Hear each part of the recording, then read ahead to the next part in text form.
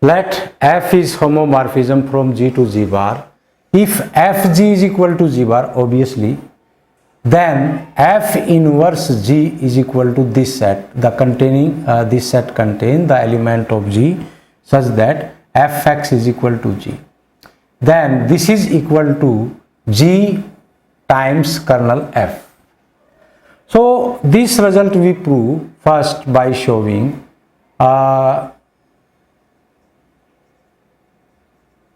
we prove this by showing F inverse G bar contained in G kernel F and G kernel F contained in F inverse G bar. So in two parts we show. The first part,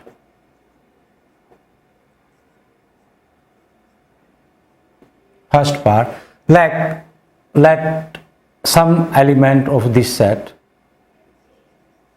let X belong to F inverse G bar, let X belong to F inverse G bar. Then what is the definition? Then Fx is equal to, this means Fx is equal to G bar. This is the definition of the set, right? Now from here what we see, this is equal to, but from here this is equal to Fg. From this part Fg I can bring this side. That means what we have proved? We have proved that Fx equal to Fg, and from here I can write Fg inverse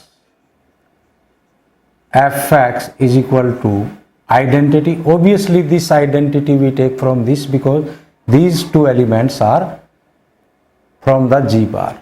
Now this give us F of G inverse X is equal to E bar, right? This mean G inverse X belong to kernel F, and from here we can write X belong to G, just multiplying G on both sides, G kernel F. So we started the first part supposing X belong to F inverse G bar. This set we have proved the subset of this. Now the second part. So first part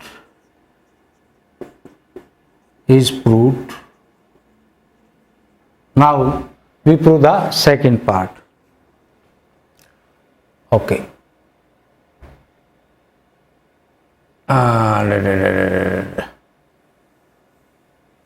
Second part. How we prove the second part? We prove second part, that is G kernel F contained in F inverse G bar, right? This thing we have to show. So similarly, let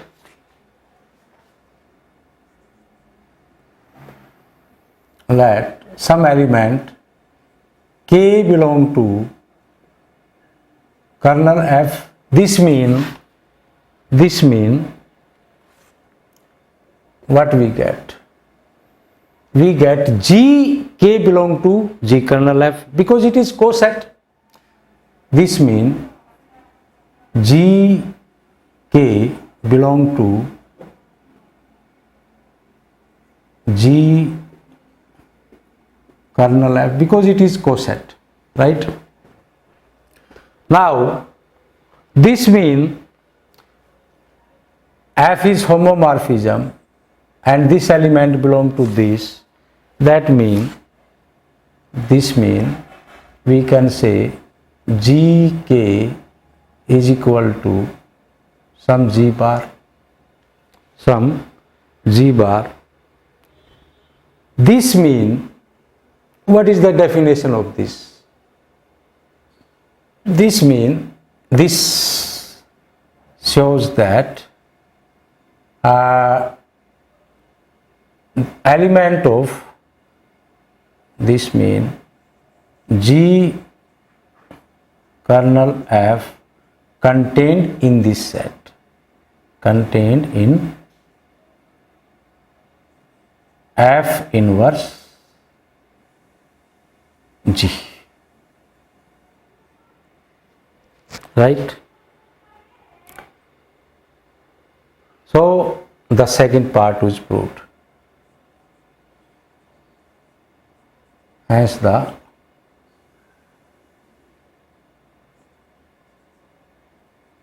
result.